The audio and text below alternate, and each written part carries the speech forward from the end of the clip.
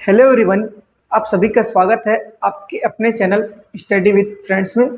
चलिए आज हम पंचायती राज के क्लास में अध्याय 7 पंचायत की निधि और उसकी संपत्ति को देखते हैं, जो धारा 62 से 68 तक है।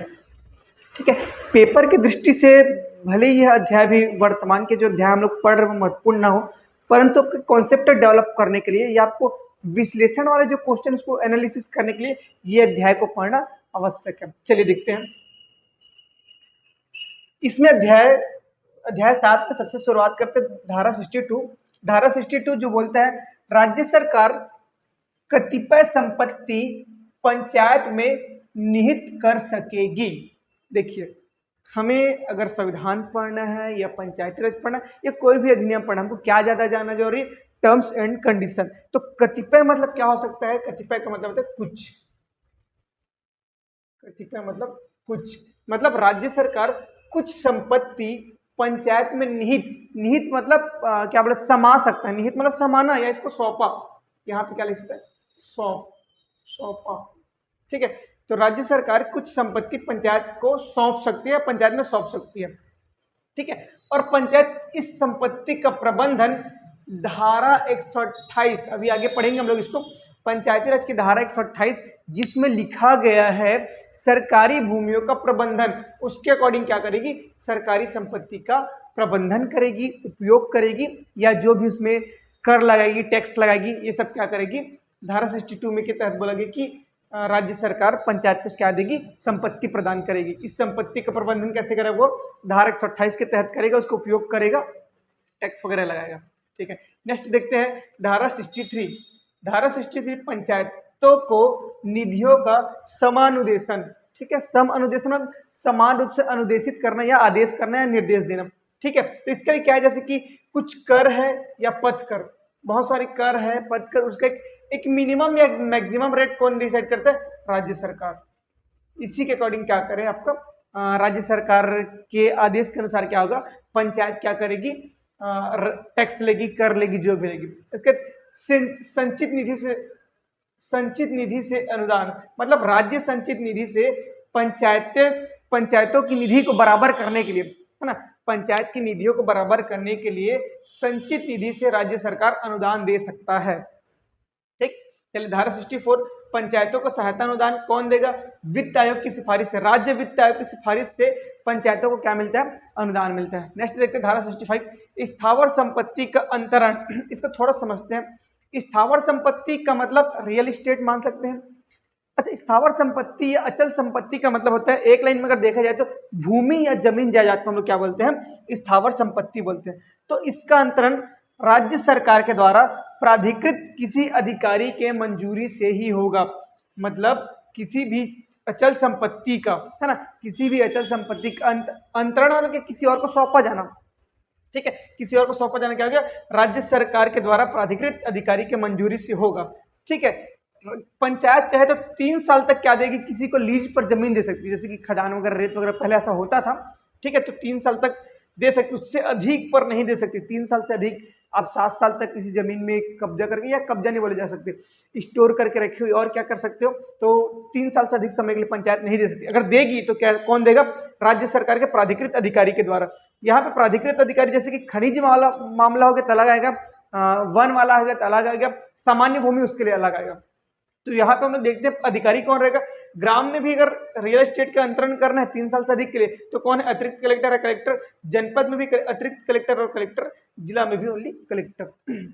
ठीक। बस ये याद रखिएगा कि संपत्ति का अंतरण कौन कर सकता है? राज्य सरकार के प्राधिकारी के द्वारा ही होगा। ठीक है। धारा 66 पंचायत की निधि या पंचायत निधि, इसको सामान्य शब्द में बोल सकते हैं निधि मतलब खजाना। हिंदी में निधि का मतलब होता है खजाना।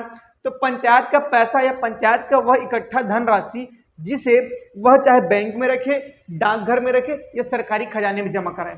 ठीक है। ट्रेजरी होता है हर जिले में। ठीक है। तो वहां क्या कर सकते हैं? वो क्या कहलाता है? पंचायत की निधि कहलाता है। तो पंचायत में अगर ग्राम में होगा तो इसको आहरण करने के लिए, निकालने के लिए क्या करेंगे?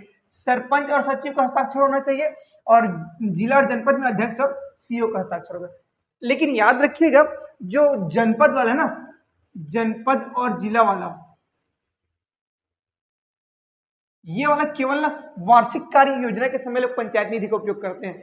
वार्षिक कार्य योजना या बजट के समय क्या करते हैं, इनका उपयोग किया जाता है। ठीक है, अध्यक्ष और सीओ। नेक्स्ट देखते हैं धारा 67। धारा 67 में संविदा निष्पादित करने का ढंग, मतलब किसी भी व्यक्ति को आप संविदा रूप में रखते हो तो कैसे निकालोगे, इसके लिए छत्तीसगढ़ पंचायत संविदा निष्पादन करने का तरीका नियम 1955 उल्लेखित है। याद रखिए, उस नियम को पूरा डिटेल नहीं पढ़ते। संविदा निष्पादित करने के लिए गांव में क्या होगा, सरपंच प्लस सचिव प्लस एक पंच। अगर मान लो जाए गांव में एक हेल्पर की जरूरत है, या क्या कर सकते हैं हम लोग, पंचायत हेल्पर जिसको बोलते हैं, उसकी अगर हो सकता है तो क्या करेंगे, तीनों का सम्मिलित रूप से सरपंच सचिव के अलावा कोई एक अन्य पंच का हस्ताक्षर होगा, फिर क्या निकलेगा, संविदा निकलेगा कि हाँ आइए सफाई कर्मचारी हो गया या और कोई कर्मचारी की आवश्यकता हमारे पास है, ऐसा संविदा निकलेगा। लेकिन जिले और जनपद में क्या होगा, केवल सीओ के हस्ताक्षर, इससे यह सीओ क्या करेगा, संविदा नियुक्ति करेगा। ठीक है, नेक्स्ट देखते हैं धारा 68 सहायता अनुदान देने की शक्ति। सहायता अनुदान इन द सेंस क्या है कि किसी भी सार्वजनिक मुद्दों में, है ना, जैसे कि कहीं बाढ़ आ गया, भूकंप आ गया, उसके लिए अलग से राशि आती है। परंतु अगर पंचायत चाहे स्वैच्छिक रूप से किसी को व्यक्तिगत या सामूहिक रूप से क्या कर रहा है, अनुदान देता है, तो अनुदान देने के लिए क्या करेगा, मतलब अनुदान देने की शक्ति किसके पास है, पंचायत के पास। परंतु पंचायत अगर किसी का अनुदान दे रहे हैं, मान लिया जाए 200 रुपए ग्राम पंचायत अनुदान देता है किसी बंदे को, एक बार तो नहीं देगा, हर बार देना, उसको मंथली देना, जैसे भी, तो मंथली देना तो हमेशा उसका राजकोष से निकलेगा, अपने पंचायत के राजकोष से या पंचायत की निधि से निकालेगा।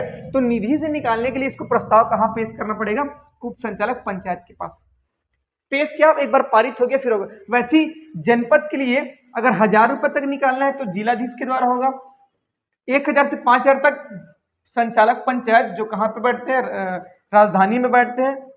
उसके बाद 5000 से अधिक, 5000 से अगर अधिक निकालना है तो क्या होगा, राज्य शासन का अनुमोदन चाहिए। वैसे 5000 से अगर निकालना है जिला में तो राज्य सरकार का अनुमोदन, क्योंकि सामूहिक राशि या एक अनुदान निकलता है तो उस अनुदान राशि का हमेशा कभी रिटर्न नहीं होता ना, अनुदान को दिया जाता है उसका इसका ना ब्याज लगता है, ना मूलधन लगता है, ना टैक्स लगता है, अनुदान दान वाली राशि होती है, इस कारण क्या बोलते हैं, इसमें अनुमोदन की आवश्यकता पड़ती है।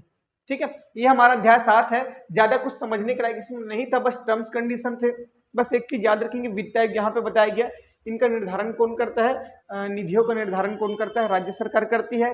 फीस का या रोड टैक्स का निर्धारण कौन करेगी, राज्य सरकार। एक चीज याद रखना कि संपत्ति का अंतरण कौन करेगा, वित्त प्राधिकारी के मंजूरी से होगा।